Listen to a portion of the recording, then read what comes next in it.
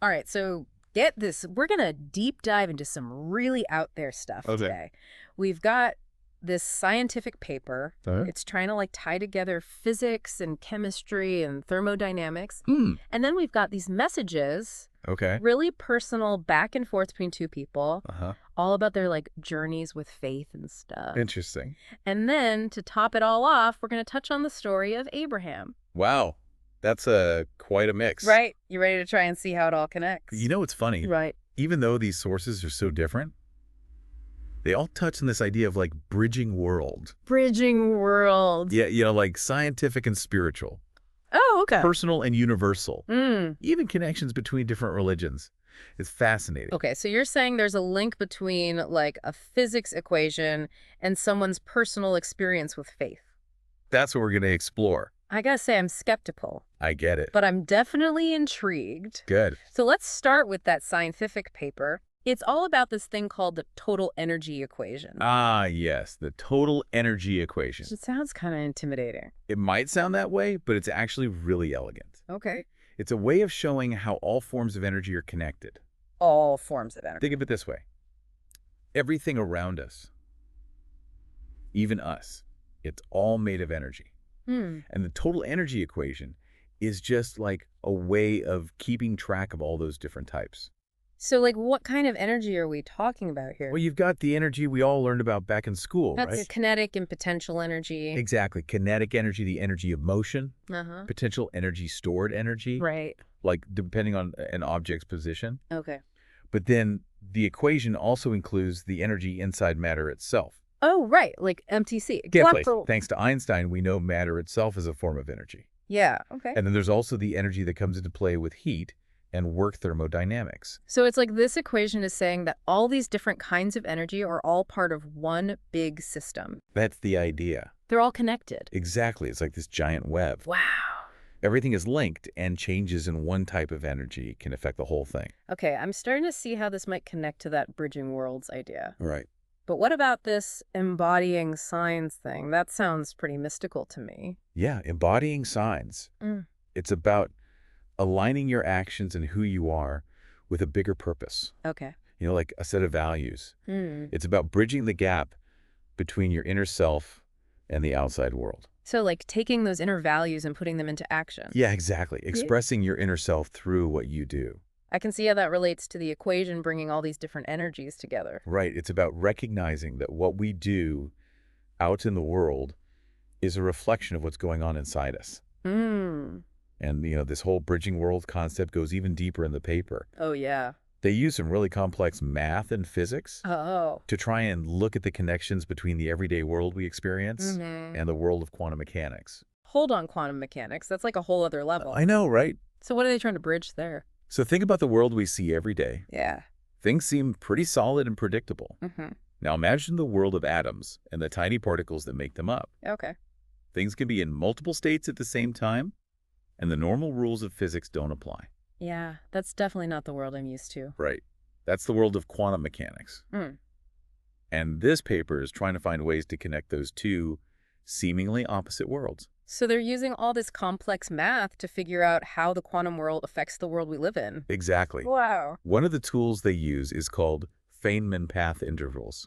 Feynman path intervals. I know it sounds a bit complicated. A bit. But stick with me. Okay. Imagine you're trying to get from your house to the grocery store. Yeah. There are a bunch of different routes you could take, right? Right. Well, Feynman's idea is that in the quantum world, a particle considers every possible path it could take, all at the same time. Whoa. It's like the particle is exploring all those routes simultaneously. And the path it ends up taking is determined by the sum of all those possibilities. So instead of just moving from point A to point B, it's considering like an infinite number of paths. Exactly. That's wild. And that's just one example of the ideas they're using to bridge the gap between classical physics and quantum mechanics. So different paths, different possibilities, all contributing to the final outcome. Yeah. It's like what we were talking about with embodying signs, right? You got it. Different aspects of ourselves influencing our actions in the world. It's all connected. Okay, I'm starting to see how this is all fitting together. Yeah. we've got the total energy equation showing us how all these different types of energy are connected. All right. This idea of embodying signs, bridging the gap between our inner and outer selves. Yes. And then this crazy concept from quantum mechanics, that there are tons of possibilities happening all at once. It's pretty mind-blowing. But what I'm wondering is, how does the story of Abraham fit into all of this? It seems like it comes from a totally different place. I know what you mean.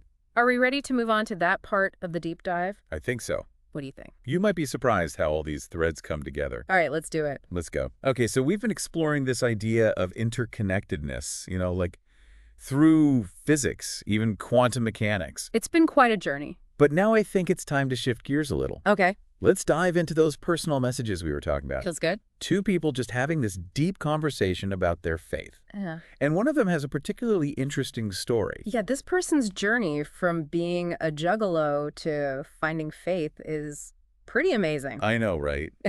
It really shows you how powerful belief can be. Definitely. And how anyone can find redemption no matter their past. That's what really stood out to me, like this idea of divine mercy. Oh, yeah. It doesn't matter where you've been or what you've done. There's always a chance to start fresh. There's always hope. And their story, it kind of reminded me of the story of Abraham. Oh, interesting. How so? Well, it's like they both had this major turning point. A transformation. Right. And it made me think about the story of Abraham in the book of Jasher. Ah, yes. Yeah. Abraham rejecting idolatry. Exactly. He turned away from worshiping false gods. And embraced monotheism. The belief in one God. It was a huge deal back then. A radical shift. And there's this image of a hatchet in the story. Hatchet? Yeah, it really stuck with me. I'm curious what you make of it. Well, in the book of Jasher, Abraham destroys his father's idols. Right. And then he puts a hatchet in the hand of the biggest one. I never noticed that detail before. It's a powerful image. What do you think it means?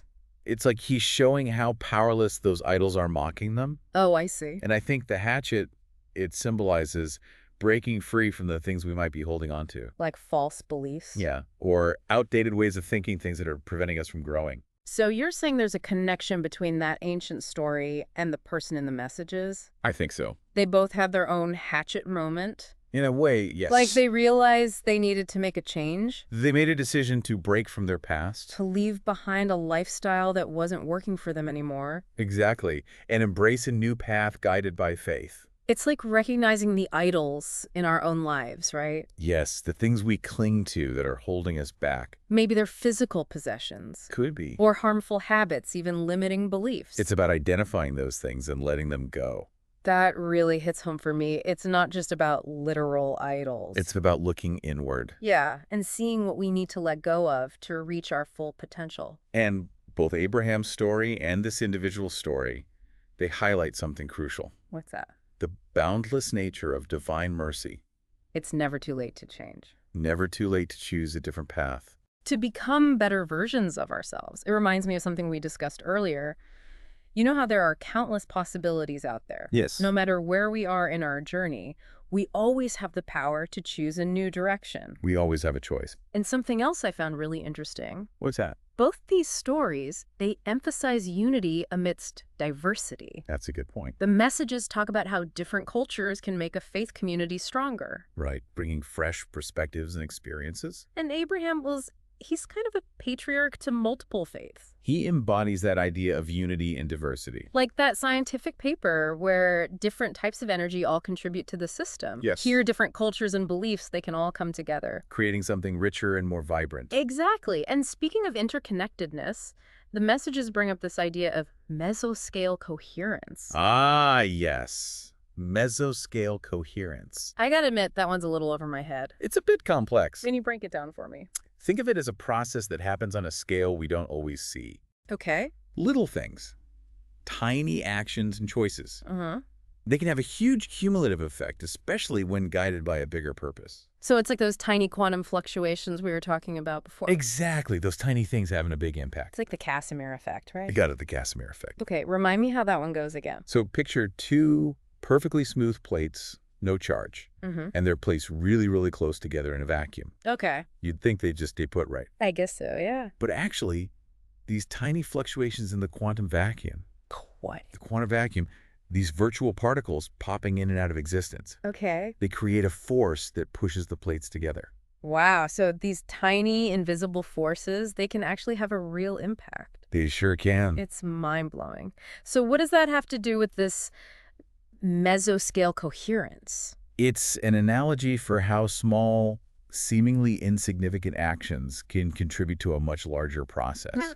A process that might even be divinely guided. So the messages are saying that even though our individual actions might seem small, they can have a big impact. Especially when they're aligned with a higher purpose. That's encouraging to hear. It is. It means that even small acts of kindness, generosity, or faith can make a difference. They create a positive ripple effect. It all comes back to that idea of interconnectedness. Right, exactly. We're all part of something much bigger than ourselves. And our actions, no matter how small, can have a ripple effect that we might not even be able to see. It's about recognizing our place in the grand scheme of things. And how everything is connected. This ties back into the importance of unity and diversity, too. Right. Just like those tiny forces in the Casimir effect. Yeah. Our individual actions shaped by our diverse backgrounds and beliefs can contribute to a greater good. It's like we're all threads in a giant tapestry. A beautiful tapestry. Each thread adding its own color and texture. Creating something beautiful and meaningful. And the messages, they really emphasize the importance of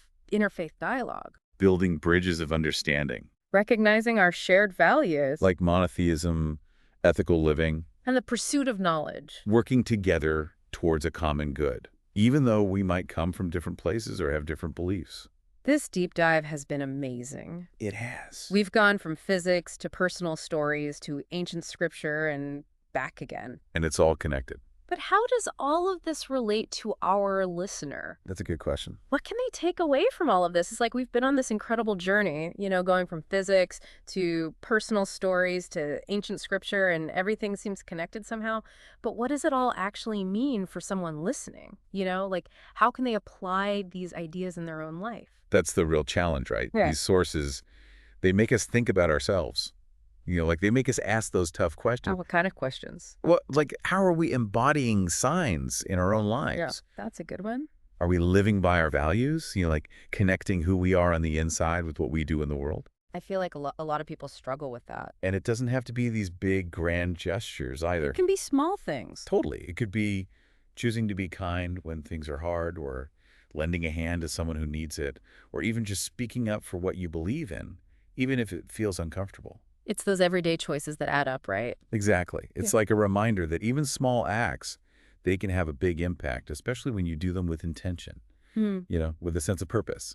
And connecting back to that idea of bridging worlds, it makes me think about those hatchet moments we were talking about. Ah, those turning points. Yeah, those times when you have to let go of something that isn't serving you anymore. It could be a belief, a habit, a relationship, even just a way of thinking.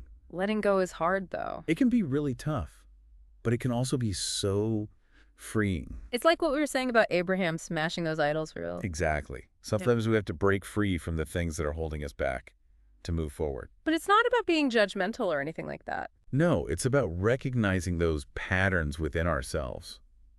Those things we might be clinging to even without realizing it. And then having the courage to let them go. To make space for growth and change and new possibilities. It's amazing how those small choices, those little acts of courage and kindness, they can actually be part of something much bigger. It's all connected, remember? Like those different types of energy we were talking about, our actions can ripple out and affect the whole web. It's kind of humbling when you think about it that way. It is. Each of us has the potential to make a positive difference in the world. By making choices that align with our values. By trying to be a little bit better each day. So as we wrap up this deep dive, is there anything specific you hope people listening will take away from all of this? I hope they remember that they're part of something much bigger than themselves. That they're not alone. A whole web of energy and relationships and possibilities. And that within that web, their choices, their actions, even the small ones, they matter. It's like that tapestry we were talking about earlier. Everyone contributing their own unique thread to make something beautiful and meaningful. So as you go about your day, think about how you can be a bridge builder. How we can create more understanding and connection. It could be having a conversation with someone who's different from you, or doing something kind for a stranger, or just taking a moment to appreciate the beauty and interconnectedness of everything around you. It's been an amazing journey exploring all these ideas with you. I've enjoyed it. Thanks for joining us on this deep dive, everyone. Until next time, keep exploring and keep asking those big questions. And keep searching for those aha moments that make life so fascinating.